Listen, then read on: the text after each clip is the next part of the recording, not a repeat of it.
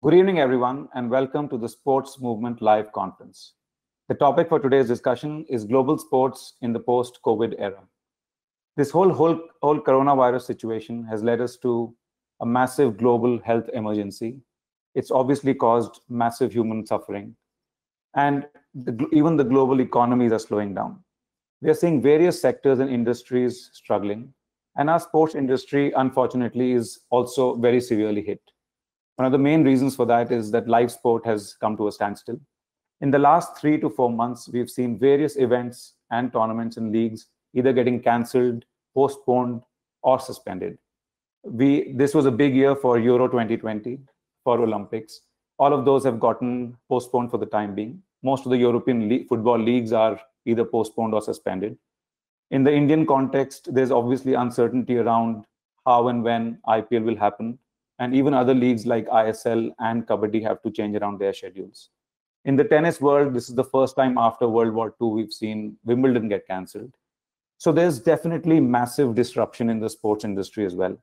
And the impact is not only around how sport is going to be commercialized, but also how fans are going to consume sport, how players are going to respond to this, how young athletes and the grassroots ecosystem is going to adapt to this situation. The agenda for today is that we bring in experts who will talk about their perspectives, their sports, their views on how this pandemic is shaping up for the sports industry and what the future ahead is. We're going to have perspectives from different countries. So, of course, from India, from the US, from Germany, Spain, Italy. We're going to have perspectives of different sports, football, cricket, tennis, basketball, and of course of different rights holders like federations, leagues, teams, grassroots players, youth players, and so on. So with that, I would like to introduce the first panel. We have Mr. Paul Rogers, who's the Chief Strategy Officer of AS Roma. He is known extremely well for his digitization work with Liverpool Football Club. Welcome, Paul. We have Mr. Gaurav Modwell, who's the Chairman of India on Track, and also the former president of the ISL club FC Pune City. Gaurav has championed the grassroots work in India, and his special focus is helping the youth in football. We have Mr. Dheeraj Malhotra. He's a legendary figure in the cricketing world in India. He's done tremendous amount of work with ICC and delivered various World Cups all over the world. He's now the CEO of Delhi Capitals, the IPL team. We have Benedict Scholz. He's the head of international, commercial and new business for Borussia Dortmund. He's been responsible for expanding the Borussia brand across the world, and they've done extensive work in India over the last few years. And we have Jake Lush McCrum. Jake is the COO of Rajasthan Royals and brings in vast financial and investment expertise to the sports industry of India.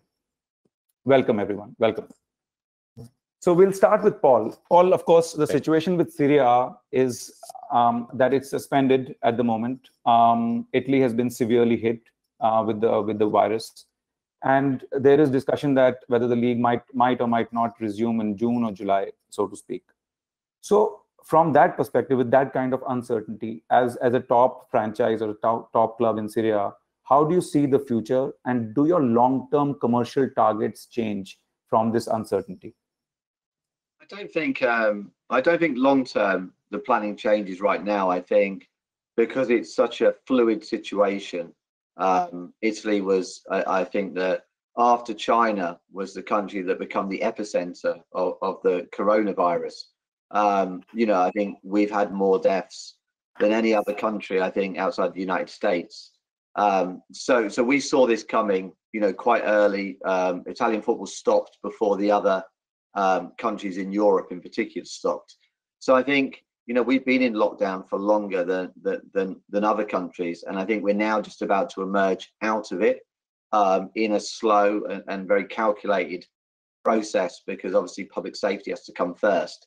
But I think next week we will return to training outside of players' homes. And the hope is still that, the football season can be finished in the safest way possible.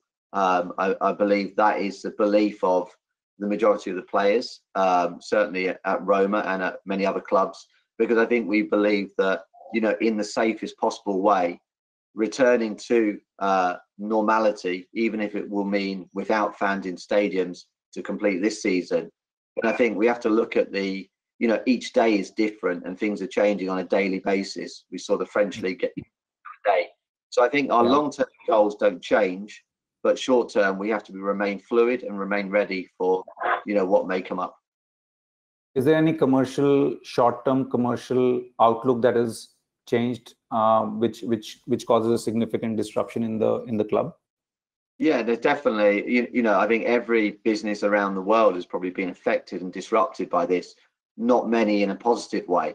Football clubs obviously rely on, their revenue streams, may come from TV rights. Obviously, if there's no matches, then that puts a stress on those sort of deals. Then we have ticket revenue. If there's no fans in stadiums and no games are taking place, then obviously you take a hit there. And then you've got everything from your retail stores which are not open, and all other lines of business. So if you're a Manchester United or a Barcelona, then having hundreds of thousands of people coming to your stadium for a stadium tour or a museum visit, and then going to the superstore, that's probably £100 million business.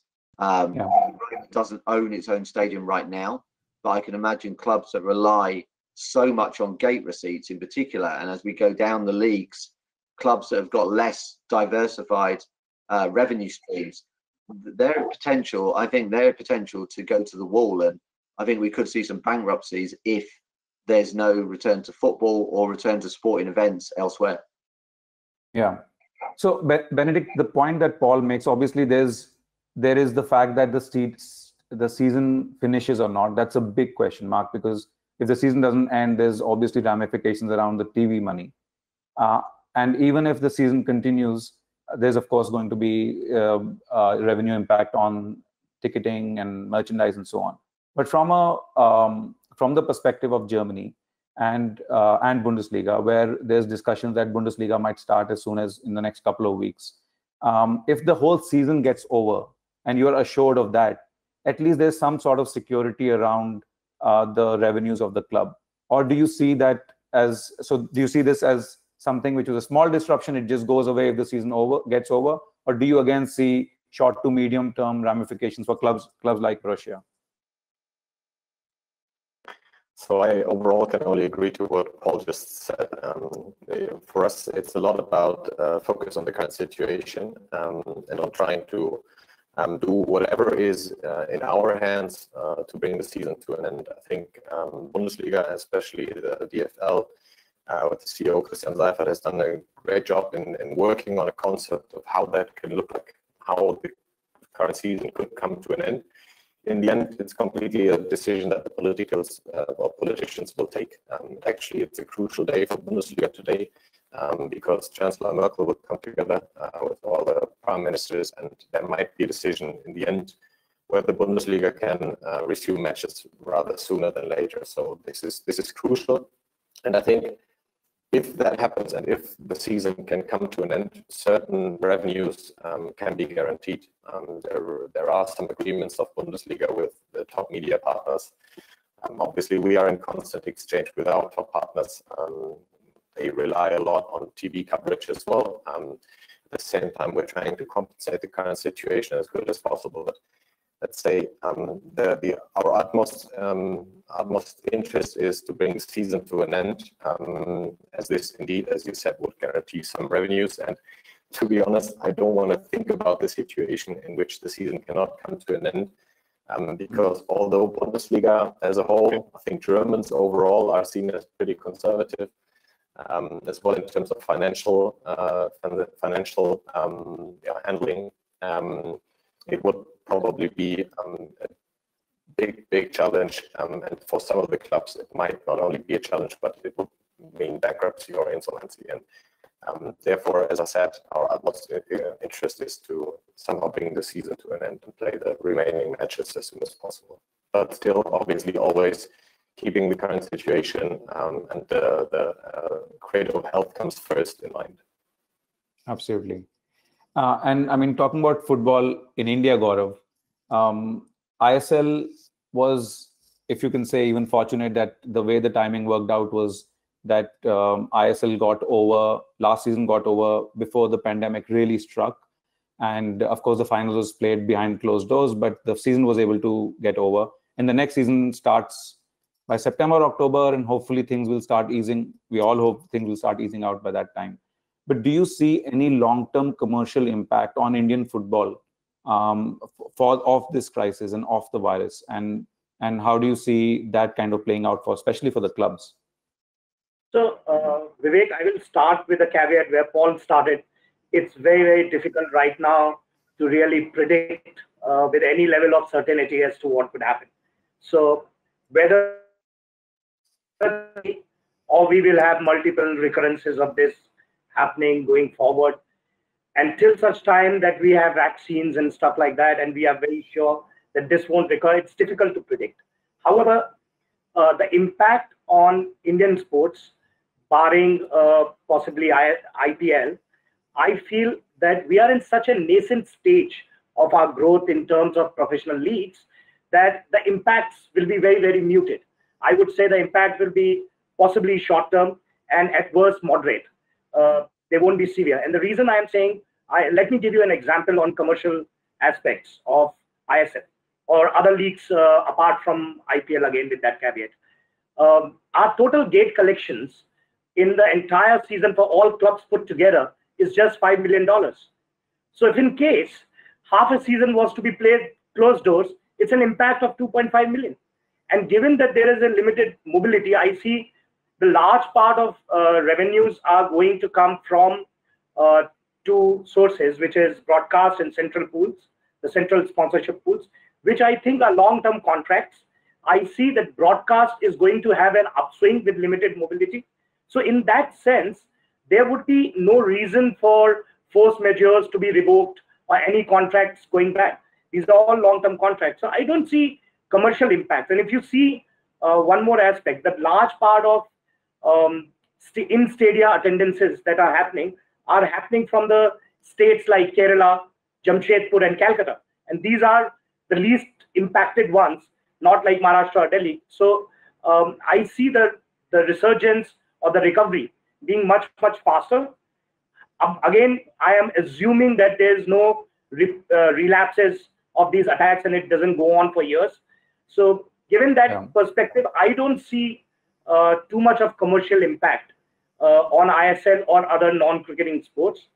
However, having said that, there could be impacts on adjunct subsectors such as grassroots. There could be, we have a very vibrant manufacturing equipment, sports equipment industry that is already seeing a very significant impact, with Ludhiana alone contributing about 2,000 crores, I guess, annually. That is getting impacted. We are getting impacted as far as fan engagement, athlete development, and those areas are concerned. But really speaking, pure play on commercials, we are in such a nascent stage of development. I mean, Indian sports industry contributes less than 0.1% of our national GDP and less than 0.1% of the global sports GDP. So we are in a very nascent stage, and I guess impact will be pretty limited. Yeah. And Dheeraj, of course, what Gaurav says is relevant for other sports or most sports, but cricket is a different ballgame altogether. I mean, we are looking at tremendous loss of value if the IPL does not happen.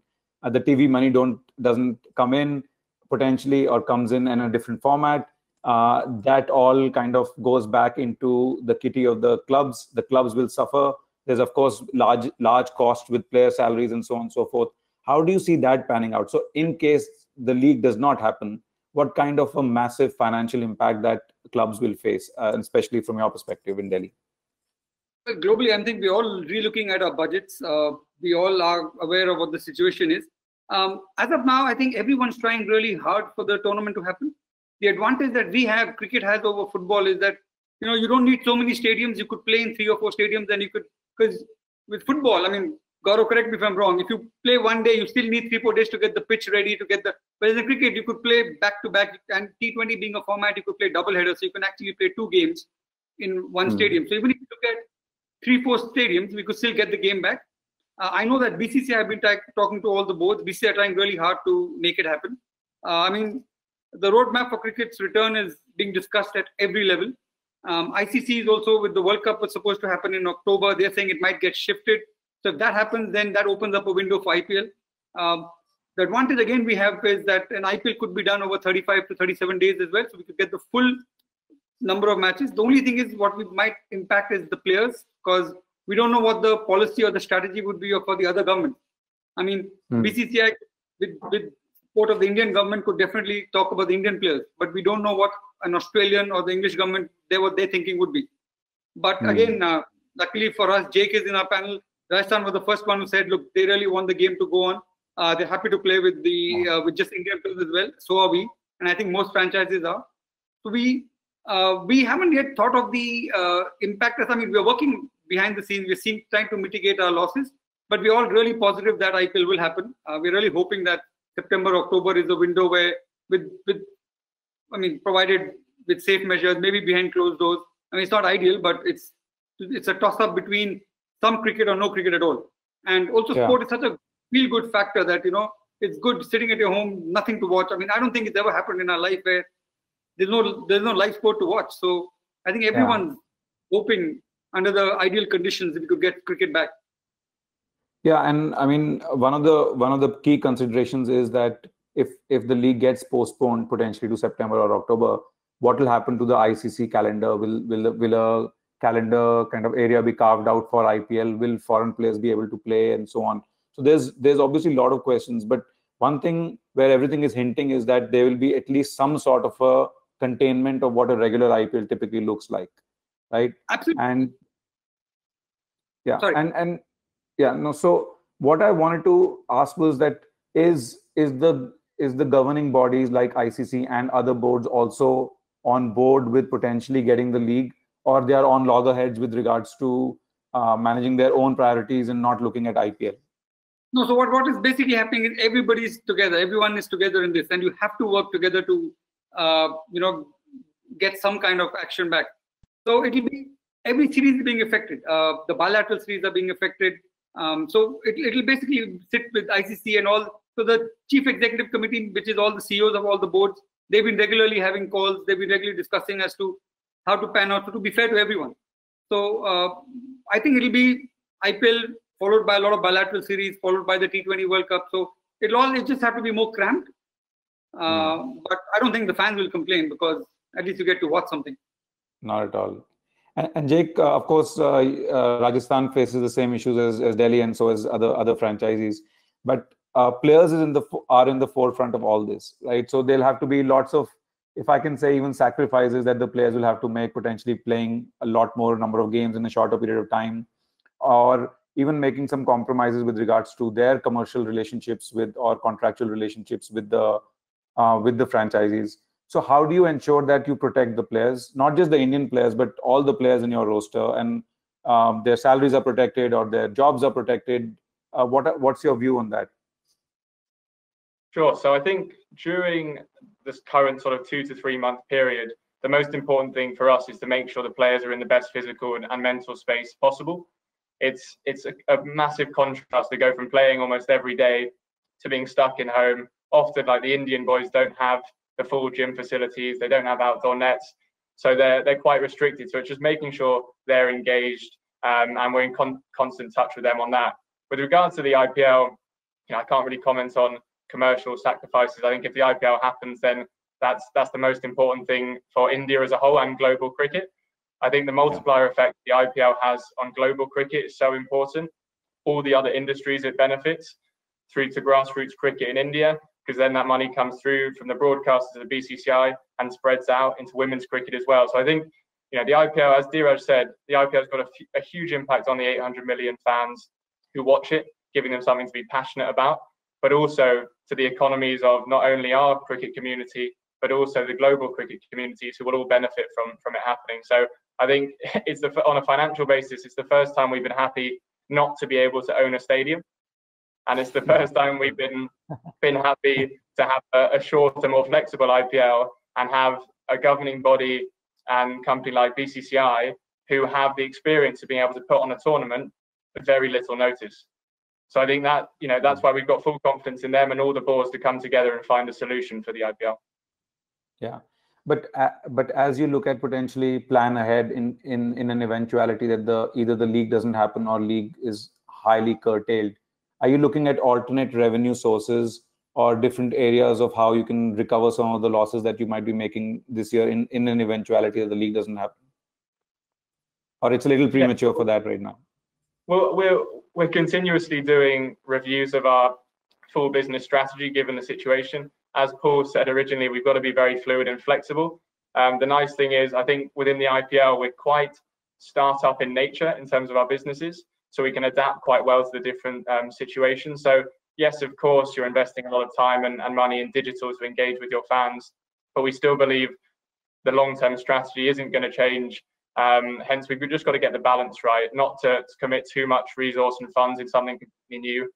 We want to keep the fans fully engaged, keep the players ready to perform when the IPL hopefully happens, and be prepared, obviously, if it doesn't happen, to be financially solvent through the year. Yeah. And Paul, Jake makes an important point on how to kind of, in these times, continue to engage fans. Of course, we've seen the digital world exploding, so to speak. I was watching a movie yesterday, an old Hindi movie, and all of the broadcast sponsors were gaming companies, which I'd never seen before sponsoring on-air broadcast. You know, we had rummy gaming companies and we had mobile gaming companies and so on. So, of course, in the lockdown, the consumption of digital assets have changed, and you've kind of led the entire revolution, if I can say, with Liverpool. So, from AS Roma's perspective, how are you looking at the digital platform to engage the fans, A, during the lockdown period, and B, do you feel that there'll be any medium to long-term consumption pattern changes for the fans because of this? And will actually we start using Zoom calls more or video calls more, or will fans actually stop going to stadiums more and would want some new technologies will emerge? How do you see the future? I think, you know, it's a very interesting time, and I think one of the, if I could say, the only positive, you know, in a strange way that's come out of this has been, I think, sort of like the explosion of creativity by, you know, different sports organizations, different clubs, different teams, different federations. You know, we've seen this sort of like outpouring of new ideas, because suddenly, you know, what used to be a routine for you, which was like a sort of build up to you know, pre-match stuff, then you have a match, then you have the reaction to that, and it feels like it's very easy to get into a routine. I think at Roma, I have to say, like at Roma, like we've had to adapt what we've done, but it doesn't change dramatically, because I mean, ultimately our starting point is engaging content is what it should be. So like, it's not that you need to be engaging during the coronavirus, you know, lockdown. You need to be engaging all the time. I think what we haven't been able to do is rely on just purely on football. So we've had to diversify. You've probably seen 3 different stages of what we've done. In the initial sort of stage, when coronavirus was just breaking out, I think we sort of played a sort of public service announcement role. So, you know, lots of our fans might not tune into what medical experts say, but they will listen to what the Roma coach says or what the star players say. So you know, we immediately sort of activated our players and our coach and players from our women's team as well to sort of make videos which could sort of educate some of our fans about best ways to sort of limit the spread of, you know, the infection. And then we moved from that. We were also doing a lot of informational content around how the coronavirus was impacting the football world globally. So I think in the early days, you know, when I think the death rate was at its highest, it wasn't the time for us to mess around with trivial type of content. You know, but as the sort of tide sort of changes slightly and people then are accustomed to now a new lifestyle of being online all day, then we had to sort of, you know, deal with the boredom that people had. And then we had to, like, you know, and you also had lots of children who are at home because their schools are closed, but their parents may have to work. So we were creating types of content that could keep, you know, younger fans engaged, whether that was online jigsaws, whether that was drawing competitions, colouring in online, you know, this sort of content. And then I think, you know, we tapped into the broader interests of our players and our fan base. So we had players making music playlists. Everyone was watching, you know, Tiger King or something. So we had, you know, players talking about, or, you know, what films to recommend to fans. So I think we had quite a broad, content coverage. And now we're sort of seeing a return to more football talk again, because we've had about 8 weeks of movies and music and, what you would do, in different things when it all ends. And one of the biggest areas as well has been, EA and FIFA, online football. I think, we've seen about, I asked one of my colleagues who focuses on that area, and I think we've streamed about 138 days worth of content in the last 30 days of just watching, our esport players playing on Twitch. So, and I think you've also, the last point, I think you've seen, a growth of a sort of connected community between clubs. So, Roma and Dortmund can both enter into a viral sort of challenge, and, with Bayern Munich and with clubs in America and with, teams in India, anything, we're seeing a sort of cross-referencing of sports and teams. And the rivalry's sort of gone to the side because we're not playing any sport at the moment. So, clubs are tagging each other, challenging each other to share like favorite celebration pictures or tasks with their players. So, I think what we're seeing now, if you talk about long-term trends, I think more people may be online longer. I think that there's more content being consumed, and I think at some point there may be an oversaturation of content and choices, and I think you might end up trying to look at, instead of just doing everything, maybe going to a more quality approach, because there's no way you'll ever have the attention of your supporters all the time. So trying to capture their attention every single minute with like this sort of hamster wheel approach to content, I'm not sure what is a long-term sort of strategy. I think it might be the quality comes out in the end.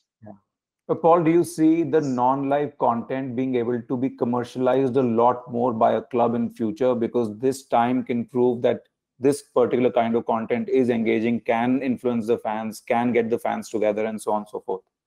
Yeah, I think that's always been the case. I think branded content is a big thing. And I think, football clubs and sports teams have long thought digital was the opportunity, because we have global audiences. So it's not uncommon for the majority of a club's fans, whether it's Roma, Dortmund, or anyone, to not live anywhere near the stadium, and to always be consuming content in a digital way. So yeah, I think branded content, there are great opportunities for it, but we have to remember that, our sole purpose is to play football games, and if you take away those football games, okay, in the short period, you could almost look at this like a extended pre-season. In the summer, we have this situation where we're obviously not playing and we still have to produce content. So, it's sustainable for now, but long term, we exist to play games. And if there is no matches, there is no TV revenue. If there's no TV revenue, there's no fans in stadiums. And, I think, as we said at the beginning, I think we need to start moving back to, a new normal, and hopefully getting this season finished in the safest way possible, resetting what happens in the summer and then going again, and potentially, hopefully, with fans in stadiums. Yeah. Benedict, Paul made a very critical point around how the club and the players create a massive influence on the fans. So they might not even agree to what the doctors might be saying, but if the coaches are saying, that makes a difference. Dortmund has been known for its hardcore fans. The yellow wall is something I still want to see. I've never been to a game there.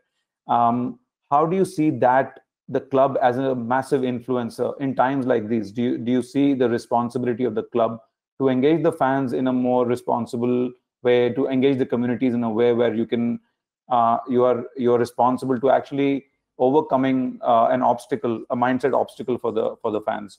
Or do you think that you're a football club, that's really not your responsibility and you can do your bit, but that's really it? First of all, I would like to invite you to come over once it's possible again to see the yellow wall. So please take the journey and come to Dortmund. Indeed, we're still a big fan of the live football experience. As you said, our stadium is incredible. It's just 200 meters away here. So we're starting to go back there with our fans. And indeed, I agree with what Paul just said. It's not about replacing the live event. It's not about replacing the stadium experience. It's rather about taking, if there is anything positive in the current situation, taking the learnings and positive things. And certainly there was so much creativity. There is a lot more digital mindset around as well here in our club, but I think across the whole industry, sports industry overall, globally. And let's take the positive things from that current situation, and let's add that to the time post the Corona situation. And in terms of the sustainability and in terms of probably giving back to the community, I think German Bundesliga, we as a club, we're doing a lot already over the last couple of years. Bundesliga is known for the 50+1 rule. I think our club is known for reasonable ticket prices, being available for everybody here. So we've done a lot in the past, but I think as well the current situation shows that we have to do and we want to do more. We as a club, I cannot speak for the players, but I assume they are doing the same. Actually, our captain, Marco Reus, is leading an initiative to support his hometown Dortmund, to support local businesses, restaurants, cafes. So I indeed think that sustainability, or let's say CSR in all its dimensions, will become more and more important. And we as a club will certainly focus on that a lot more, although we are doing a lot already in this regard. Absolutely. No, and thank you for the offer. I'll definitely take you up, and I'll be there hopefully this season. Dheeraj, when you look at the European clubs, or to some extent, or to a big extent, also the American franchisees across different sports, community engagement has been a big part of how these clubs really engage with the fans. And from the club perspective, one of the key kind of core idea is that you create a fan which is not linked to the result or the performance on the pitch. So a fan stays kind of still close to you, irrespective of whether you're winning, not winning, and so on. And for the Indian clubs, where this whole franchise-based club system is still fairly new, how do you see community engagement as a strategy for IPL clubs? And do you think in times like these, where you have a voice, where cricket has a voice, where cricketers have a voice, this is rather more important than an average time to actually use this voice to talk to your fans and then ask them to do the right things? So we, as most clubs, we've always believed that fans are our number one assets. It's slightly difficult with IPL because we have this big auction every 3 years. So, we don't have, the players keep churning in and out. And also what you have is you have a lot of, like typically for Delhi, right? If you look at Delhi, the majority of the people are not from Delhi. So so they're either supporting a Virat or a Dhoni. So it's been difficult for us, but our focus has been for the last 3-4 years has only been to engage with the fans, to make them feel part of the family. And as Benedict and as well as Paul said, we've also been doing a lot of interaction with the people of the city, a lot of interaction with on social media. Players are doing a lot of they're talking to everybody, they're talking to the fans. We're doing a lot of charity, which we're doing as a team, as well as which we're doing individually. So a lot of players are going, they're doing the food drive. We're donating, auctioning player memorabilia. So all that is going on as we speak. But right, the number one priority for us, and I think Jake will agree with me, is also to just build a fan base. It's still 12 years. It's still taking time, but yeah. But it is. I think I could speak for all 8 franchises. The primary focus of all 8 franchises is to make sure that we have a very strong fan base and they stay irrespective of win or lose. It's taking time. It's still. If you look at the biggest fan base belongs to Chennai, Bombay. They won the IPL the maximum number of times. But it's changing. It's changing with time. Social media has become more interactive. It wasn't there earlier. We're able to reach our fans. There's so much. Like call them in for training, make them watch practices, make them watch the team train, make them see the real life stories of the players. We're reaching out in that way to the community. We're trying to show them that, look, we are one of you. And it's been more now than it was earlier because the reach is easier now. Social media has impacted so many people's lives that it's easier to be part of a family and a community than it was a few years back. Yeah. So Jake, to Dheeraj's point, of course, there are several inherent fundamental challenges that IPL faces for fan creation. Of course, it's a shorter league. There's so much international cricket that people follow their heroes, and the heroes can be in a different city. But do you actually almost see this time as a silver lining, so to speak? Because this is a good time to even engage your fans and create more fans than a regular time? I'd first say that Paul talked about 8 weeks now being a bit of a challenge to keep them engaged and away from football. We're all very jealous that you get 9 months of football a year, and we've got to make do with 2. So I'd say as IPL teams, we're a little bit more used to being creative around the content we produce during the off season. One of the biggest benefits for us was we managed to hold a pre-season camp before COVID came to India. So we managed to get 300 hours of footage from that. So we've been able to give our fans really fresh new content with new stars like Robin Uthappa, Jaiswal, Tyagi, etc., which has led to huge amounts of engagement, which is a big positive out of it. I'd say, look, we all want the IPL to happen, and the sooner in full form, the better. So I wouldn't say there's any silver lining. I'd say we continue to innovate to gain new fans and keep our fans engaged, whether it's through webinars, podcasts, or we've launched online sports marketing education courses, which we've also given to our players for free to, again, keep them mentally stimulated during this off season. But I think, as Paul said, we've got to continue to innovate around content. We generally have 10 months of the year where we've got to do it. Thankfully, at the Royals, we've got a lot of training footage that we can repurpose and create some quite cool, differentiated content out of. But it's an interesting challenge, but one our digital team are tackling really well at the moment. That's true. And Gaurav, I guess this is a completely different scenario with football in India, because actually the way football has evolved, the professional league ISL has evolved, is more of a top-down kind of strategy. But there's also now the need of and a need of a bottom-up way where we look at the grassroots and we build from there. And in fact, one of the strategies that some of the clubs are looking at is leveraging the platform of grassroots to create fans. So it might be a little long-term, but you engage more and more community and players, and they kind of start to love their club or their city's particular club. So with the current scenario, how do you see the grassroots getting impacted, and hence the whole fan development process getting a little kind of bottlenecked? So yeah, you are right. Grassroots can be a good strategy in terms of, because the higher the participation rates in a country like us, in the stage of evolution where we are with regards to football, if the participation rates are higher, it will definitely lead to better consumption and commercialization. And one subsector which is really impacted is grassroots with this. Obviously, with physical distancing norms and restricted mobility, everything has come to a grinding halt. But in pro sports, there are other avenues by which you can look. There are other avenues for garner revenues. For example, we're talking about archived broadcasting or non-live content. In grassroots, there is no possibility of any of these revenue generation. Also, it's completely, it has a very, very high utility as well.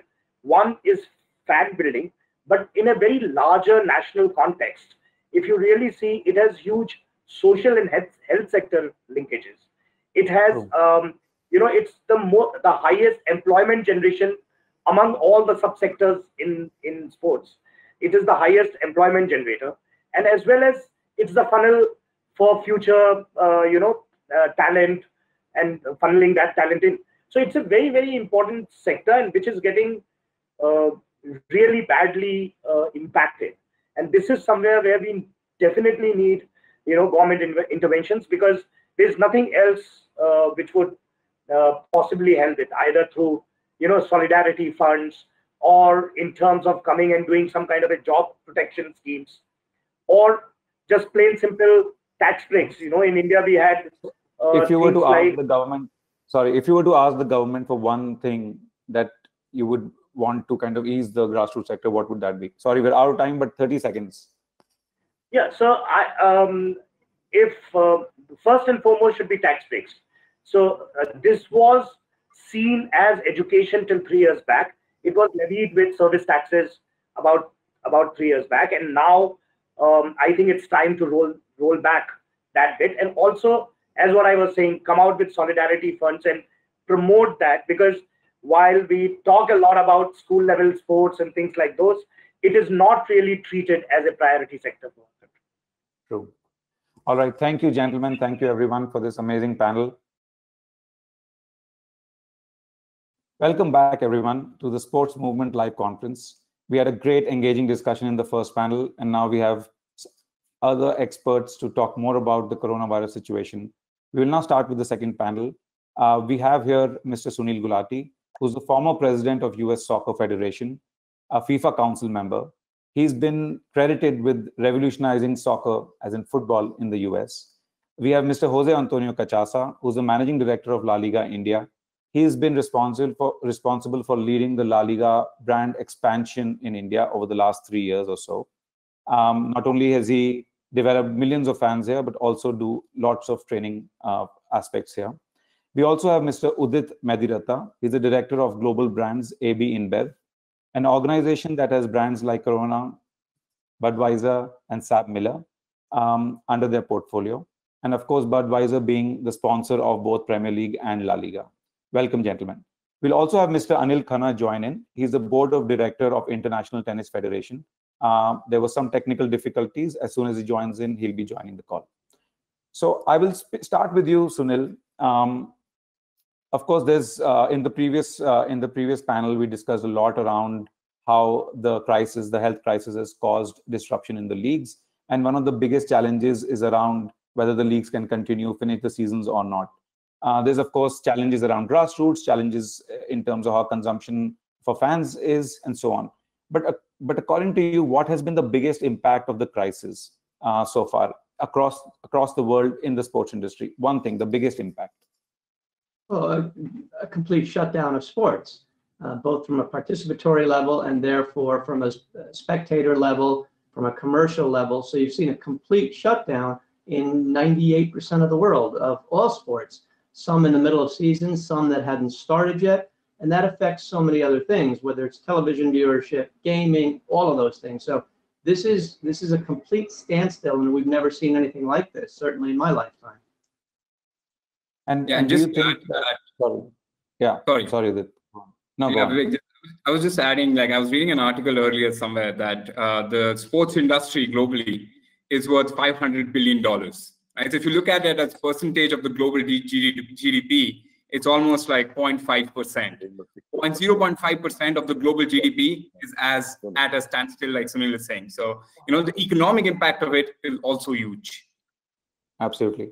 And Jose, as we talk about the commercial and the economic impact, one of the biggest challenges that any league like La Liga faces that if the league doesn't get over, if the league doesn't finish, there are massive ramifications with regards to TV deals, which obviously that money trickles down to the clubs, how the clubs function, that trickles down to how much they pay the players, how they engage the fans, and there's a full trickle-down effect. So from a La Liga perspective, how critical is for the league to actually finish the games somehow? And do you think that is right now the biggest focus of La Liga? Well, I think for any professional competition, this is the key point right now. No, I mean,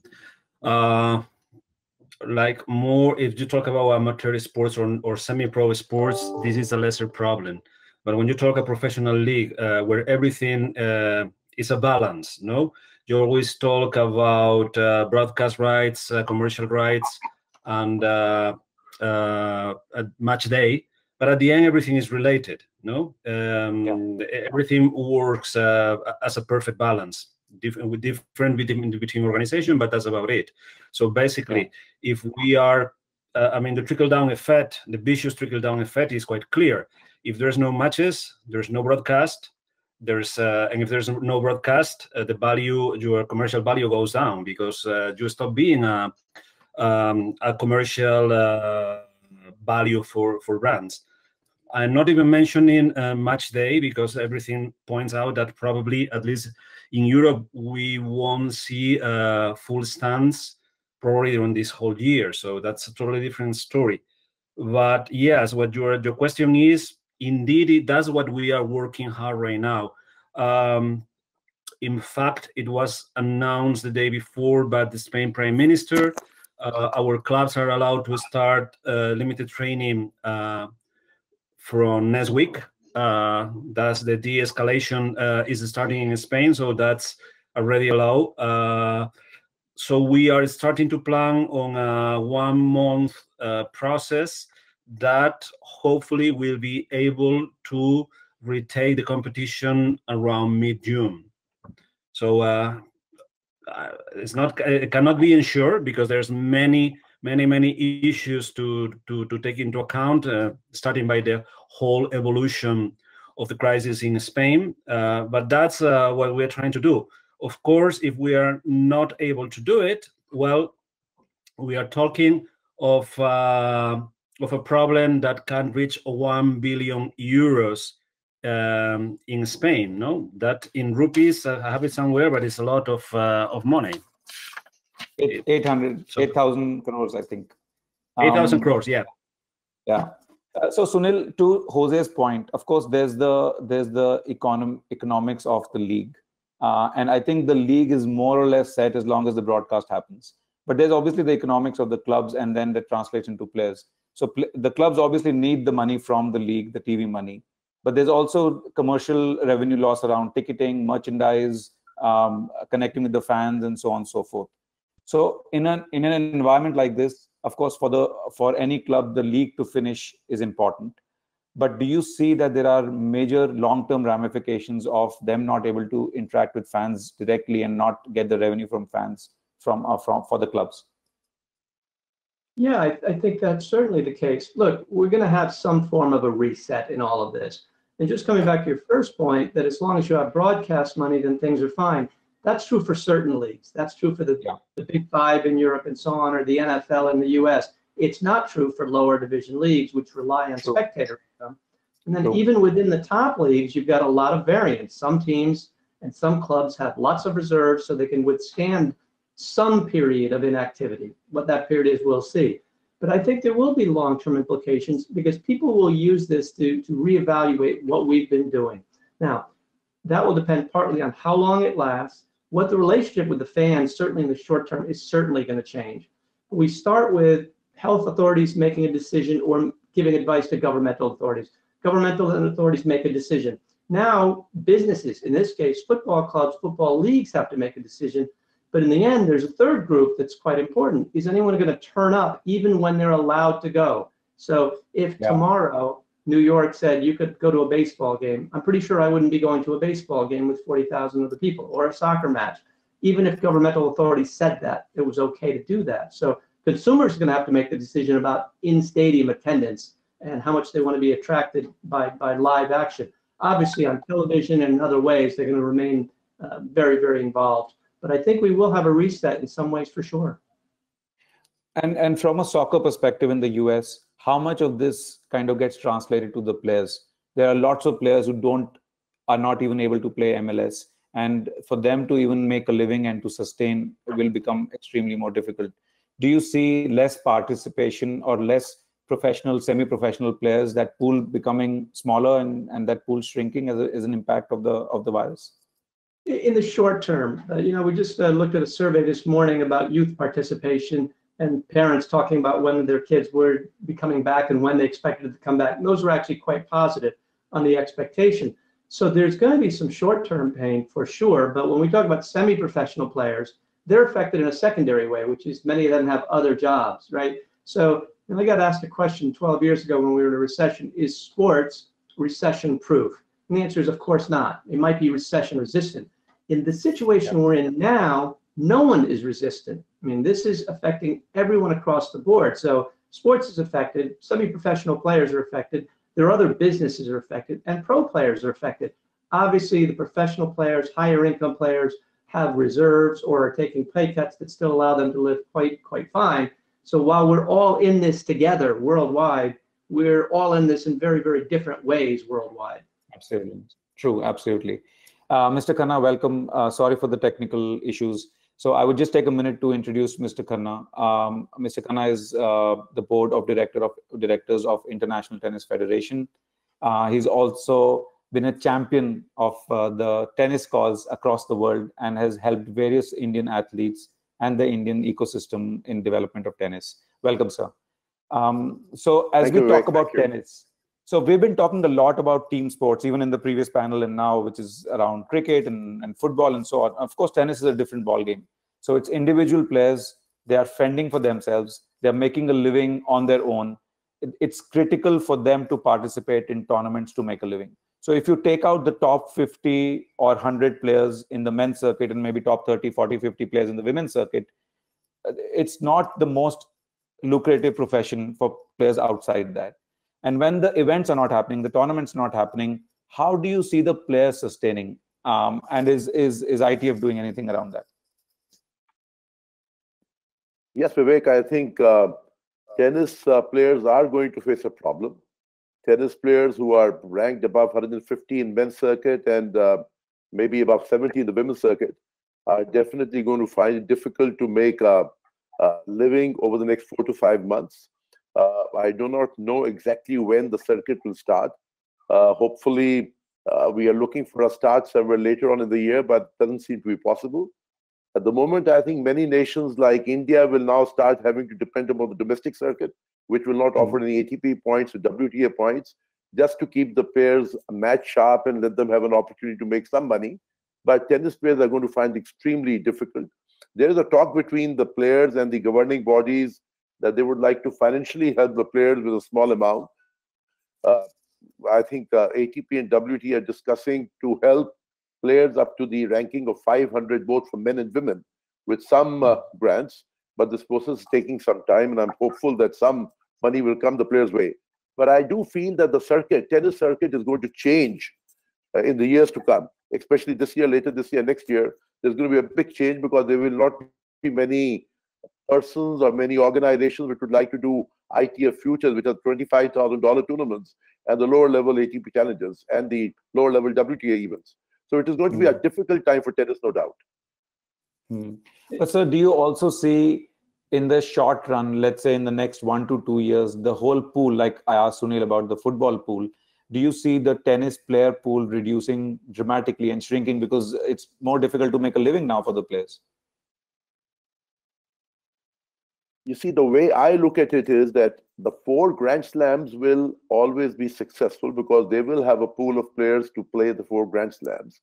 And hopefully by January, things should be settled down and Australia should be restarting. And hopefully, let's pray that we can have the US Open, the Roland Garros later on in the year, but it is unlikely to my view. So the 4 Grand Slams will start. They'll have a pool of players. They definitely will make a lot of money, no doubt. But at the lower level, whether we are talking the 250s and we are talking to the ATP challengers and the WTA lower level events, definitely I think there's going to be a great cut in the number of events. And ATP and WTA will have to start reinventing themselves and relook at how they have to help the lower level players, because without the lower level players, there's no tennis. And we really have to reinvent the whole system of tournaments. You know, Vivek, it's obviously the case that certain sports may be able to return earlier, not because of a governmental authority, but because of the nature of the sport, right? So cricket, baseball are obviously different in terms of the social distancing. Tennis is an individual sport. Golf is already talking about coming back next month in the US.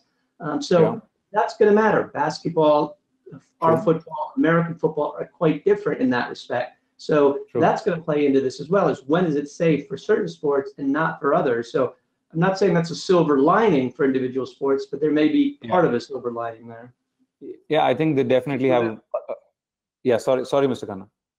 You see, in tennis, the problem is that although the players are, socially distanced, but the question is every week you have to travel, and when will it be safe to book flights? And you have to book flights impromptu because sometimes you lose a match and you want to go the next day to the other event, which the players used to do earlier. Now you have to plan your flights. There'll be fewer flights. The flights will be far more expensive. The players are not earning enough money. So I think the tennis ecosystem is going to be tremendously disturbed over the next 1 to 2 years, maybe at least for 1 more year. Okay. Udit, we want to switch gears a little bit. So we've talked about the impact of the crisis with regards to disruption in various leagues, various tournaments, events. In the previous panel, we talked about cancellation of the likes of Wimbledon and Roland Garros, and of course postponement of the likes of Olympics and so on and so forth. Now, you're a marketeer. who's used to kind of leveraging these sporting properties, so to speak, to connect with your consumers and potentially sell your beer more, right? And if there's disruption in these events, how do you see the relationship of these platforms? How do they still continue to play a role for you to engage with your consumers? Or you think these platforms then now are irrelevant and you'll have to find different strategies for consumption? Yeah, so I think firstly, I think these platforms are as relevant as ever for connecting with consumers, right? Because these passion points, like we call them in our company, like these interests are still going to stay, right? So that's the first thing. Absolutely, companies and brands will have to start thinking beyond advertising, right? So for the longest time, the key involvement of brands was advertising to associate with these sports, right? So absolutely, that is getting disrupted. But I think there are a lot of opportunities to continue to engage with these sports. For example, in Budweiser, we are thinking of a football community, creating a football community in India for Budweiser, right? So that's one. It's like the second thing was like, how can we continue to engage football fans, leveraging content, not live content, but broader content like past matches and such, right? So I think brands will have to find new ways of engaging with the fans. They absolutely, it's still critical, it's still essential. And I think brands are already trying to like figure, like different methods. But yeah, communities is going to be one big way. Content ecosystem beyond live matches is going to be another way of leveraging to continue to engage with fans across the world. And when we talk about the content ecosystem, in the last 6 weeks or so, have you seen any kinds of trends that have evolved in terms of consumption of digital content that the fans were previously not showing and now they are? Right. So I've heard and read about a couple of like cool sort of like activations that some of the other leagues are doing. For example, NBA, I think they're doing these quarantine parties with players. I know they are also focusing a lot more on like documentaries behind the scene. Obviously, everyone's leveraging, older matches and putting it out for free. I think so. Those are definitely ways in which the content ecosystem is being built by the leagues to continue to engage with fans, and brands will partner and participate in that. And I think it's also almost like a silver lining when you come to think of it. For the longest time, all of these like leagues and clubs were highly dependent on the revenues that came from live matches, right? Yeah. And now opening up these new engagement techniques and methods also opens for them new monetization methods, right? Yeah. So I think it makes it future proof, if I may say, for something like this. If something like this was to happen in the future, God forbid. Absolutely. Yeah, and Jose, La Liga has done tremendous amount of work with regards to creating non-live engagement, digital opportunities. So I've seen watch parties, I've seen fundraise parties, I've seen the e-gaming tournaments and so on and so forth. Do you see these digital consumption disruptions, so to speak, as short-term phenomena, and when things go back to normal, it just goes away? Or do you think this will now become the new future and a part of it will get into the way we consume content and non-live becomes more and more critical? Well, basically, I think we are building on what's normal. Just think what will be this situation 10, 15 years ago. We will be bored to death at home. No, I mean, this situation we are facing now, that our relationship with the fans through digital, through social media, is totally different than it was 8, 10, not to say 15 years ago. No, I don't know exactly where to put the year mark. So this, in a really terrible situation, allows us to keep the flame burning. No, so I would just, you gave me the word, but I wanted to build on what Udit was saying. This is the normality that will keep going. No, and also it allows us to understand that the fans are craving for content. No, so I tell you, for example, one of the actions we did during this lockdown in Spain was a benefit with mostly Spanish stars, football stars. We raised over €1 million for charities, and in India was the third event that works better for us in the whole year. In the whole year, forget the lockdown. And the other two were related to Rohit Sharma's launch. So I think this tells you a story, no? So the fans are craving for this content, and the great situation, what's great for us is that we are ready. We were ready for delivering that.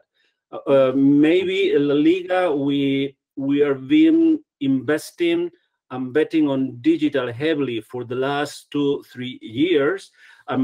Maybe we were in a better situation, and also I think we have all this natural tendency, even myself, which is I am the least digital guy around. We were all trying to do like a brainstorming what we can do, what we can do, how we can keep in touch with our fans, and even if we can bring our sponsors in, the better. But I don't think this is. I mean, basically, we are building what it was. And this is what it will be. I mean, as you said properly, I mean, now we do not connect with the fans only about the live match. Even many of our fans only watch live, maybe top matches, and then they consume all kind of clips, goals, highlights, and that. But they are consuming that, and this is key right now, and will be. Absolutely. And Sunil, I raised this a little bit in the last panel as well, but I think one key question that I have is, considering that how sports rights holders are looking at different fan engagement strategies, how digital is evolving at a much faster rate because of the crisis, do you see there'll be any significant change on how rights are sold?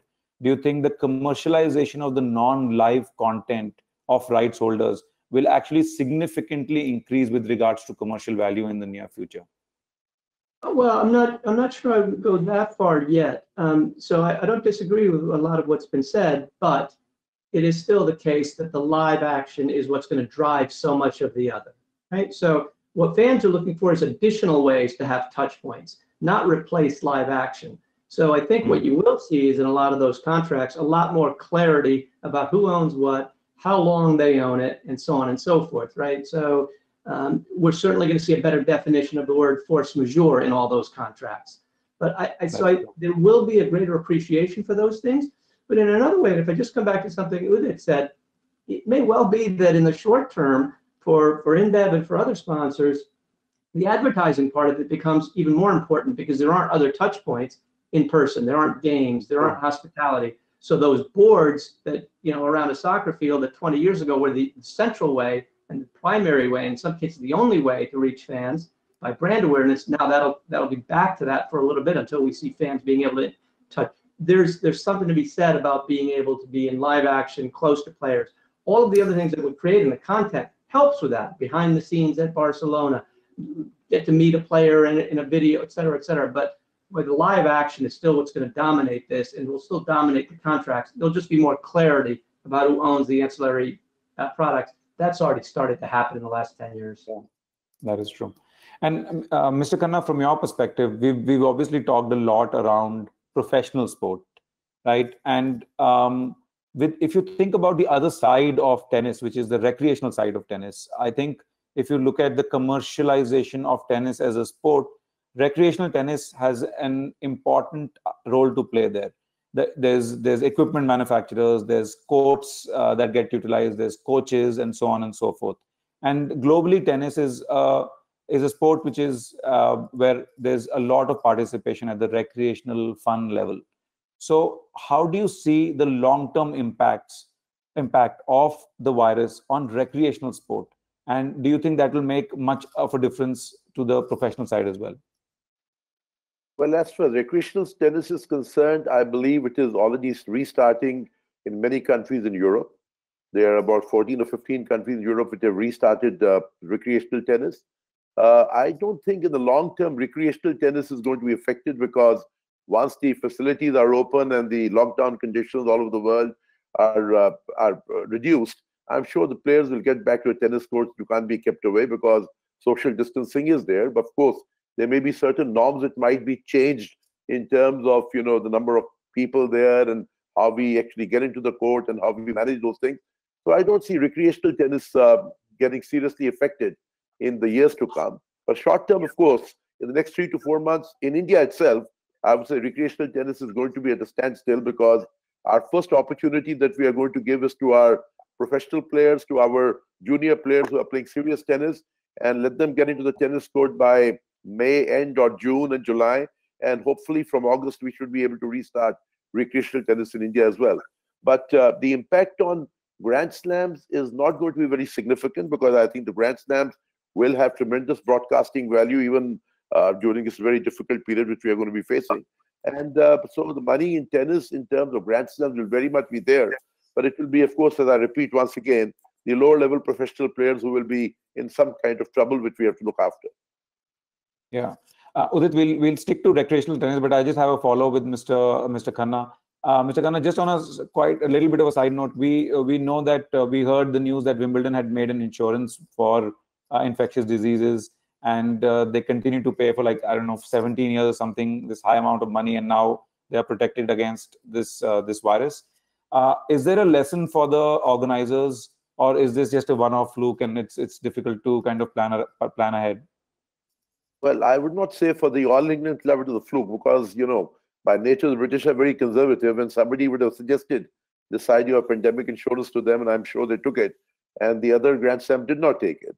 But definitely, I think in the times to come, this is going to be an issue, because force majeure, in certain conditions, they have included the pandemic as well.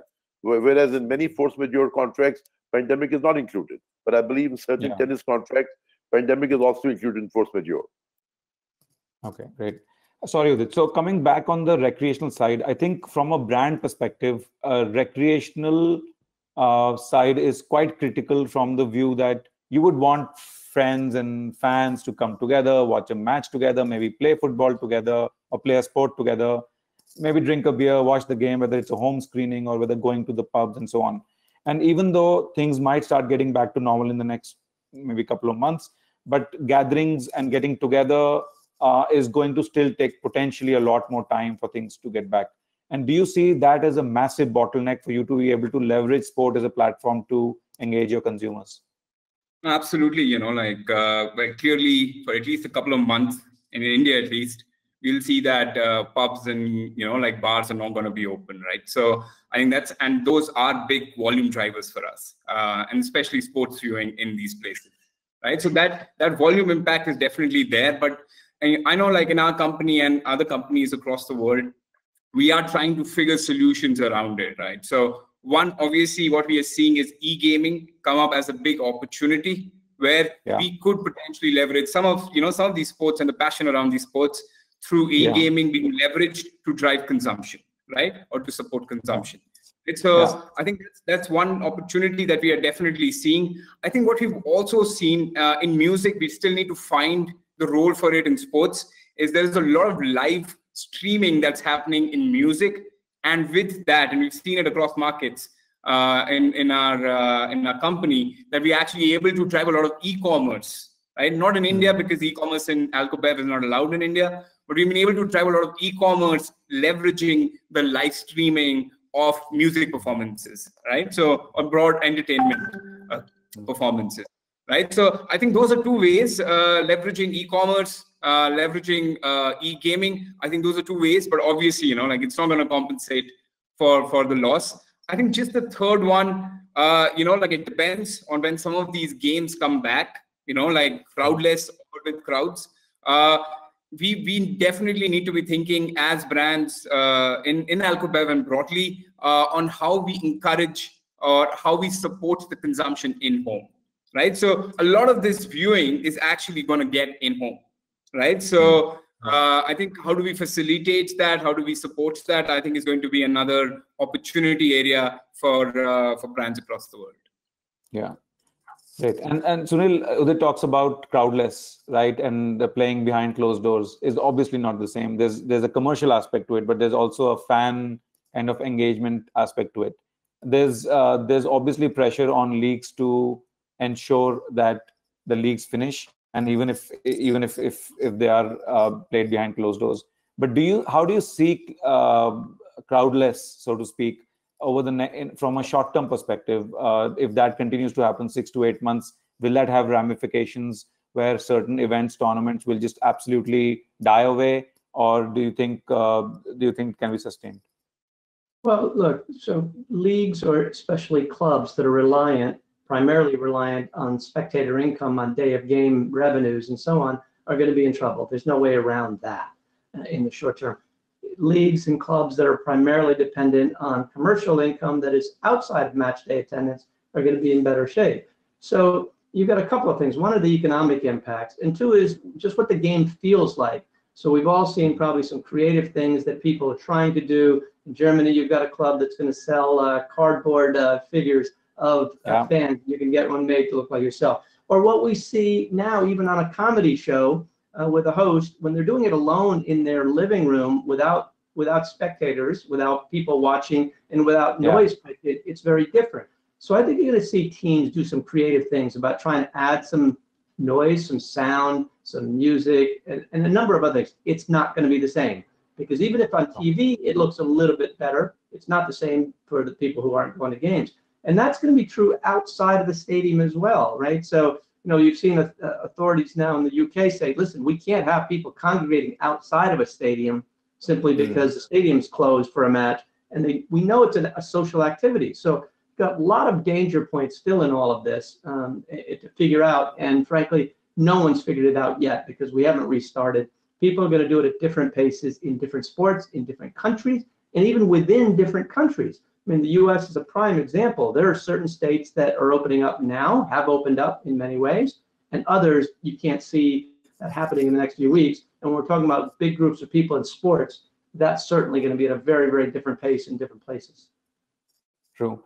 And Jose, is this an issue that you're already thinking about as La Liga, that how does the experience become significantly worse, so to speak, if behind closed doors, or is this a worry you'll have later on and there are bigger fishes to fry right now? Well, no, this is a concern we all have, but it's basically something that's totally out of our control, no? And I also wanted to build just a little bit on what Sunil was saying. It's really interesting what he was saying. The social part of big sports is really important, no? Not just congregating around the stadium, but how sports involves our lives, no? In a sense. Take myself as a fan. Forget I am a professional of this. As a fan, for me, my mental state, I know that's a weekend because there's football. I know that there's midweek because Champions League. All of that's gone, no? So to recover sort of that normality for a fan is relevant, no? That's relevant. Match day, it's a kind of paradoxical thing, especially if you take what I know the better, which is La Liga Finance. Anything I'm going to say is already published. Match day income will hit harder. Imagine that we can, the plans, what we are trying to do now is to recover a crowdless league in June, July. It will affect more big clubs than smaller clubs. Why? And this is quite simple. If you take Barca, Madrid,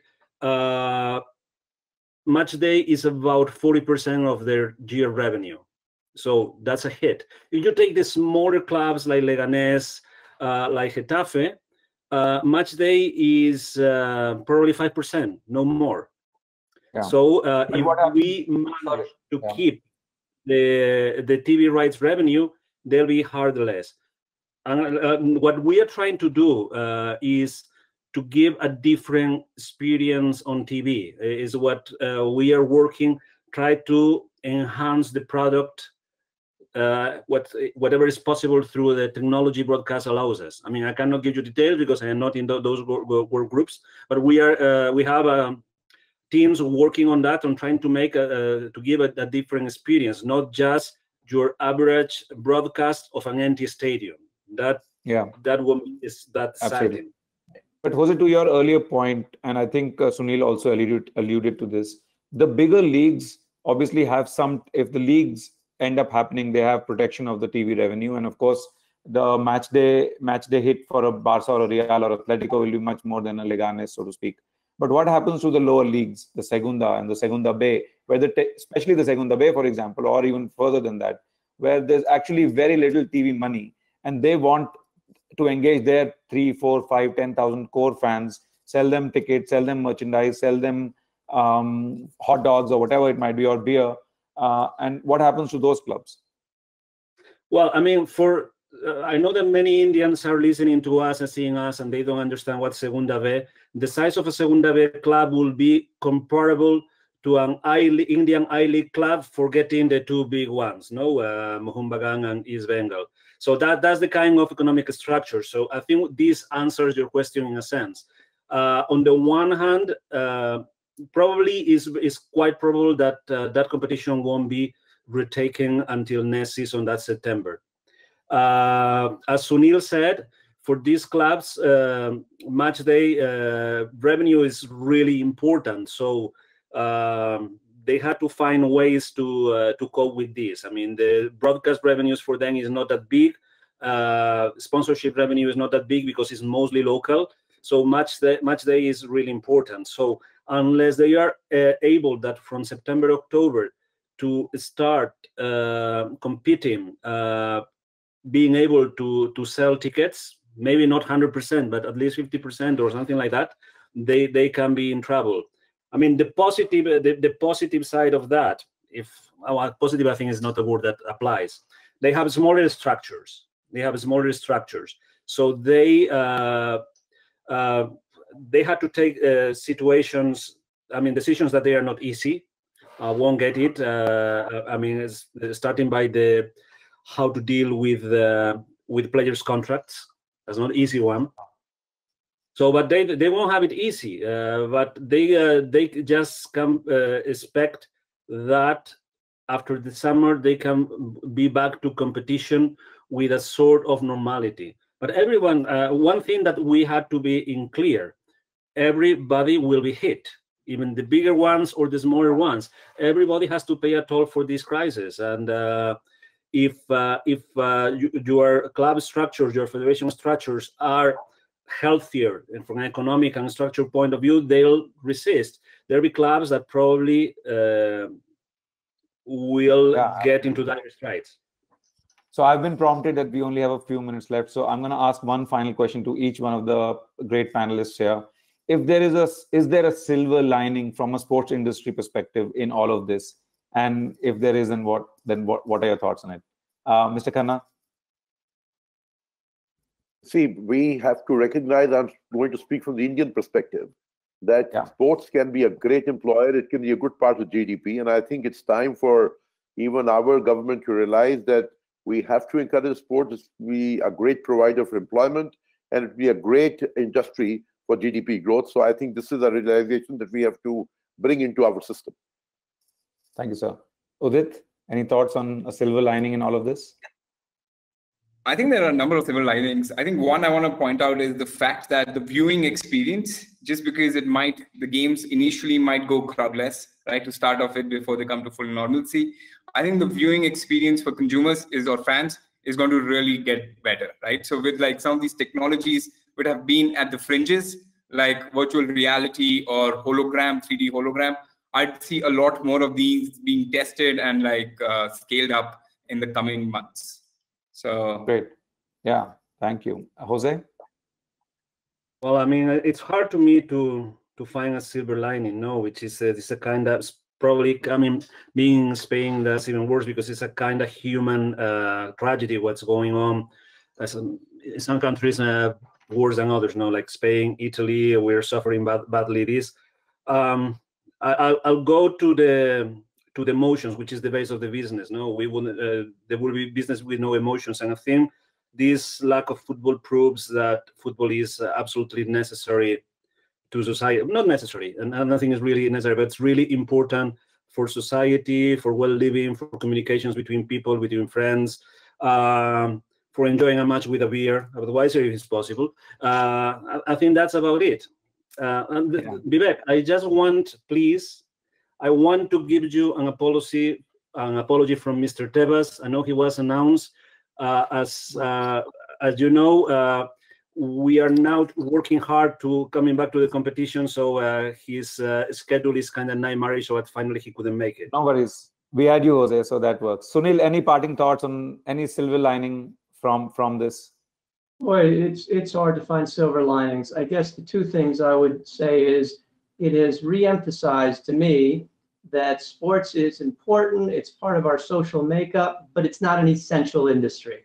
Let's be very clear. And those of us that are involved in it, it's not essential in the way that healthcare or food delivery or transportation is. So really important. And the second thing, which is, I guess, is the positive, it's also reinforced that in crises, people can really step up, including in the sports industry. So you've seen clubs who've made contributions to other clubs. You've seen players voluntarily take pay cuts to help other people in their own organization or in their league. I think those things, the humanity of so many people has been a big plus. But let's keep things in mind. We're not in an essential industry in the normal sense of the word. True. All right. Thank you very much, everyone. Thanks for your thoughts. And hopefully this situation resolves soon. We all stay safe and stay home. Thank you very much. Thank you. Cheers.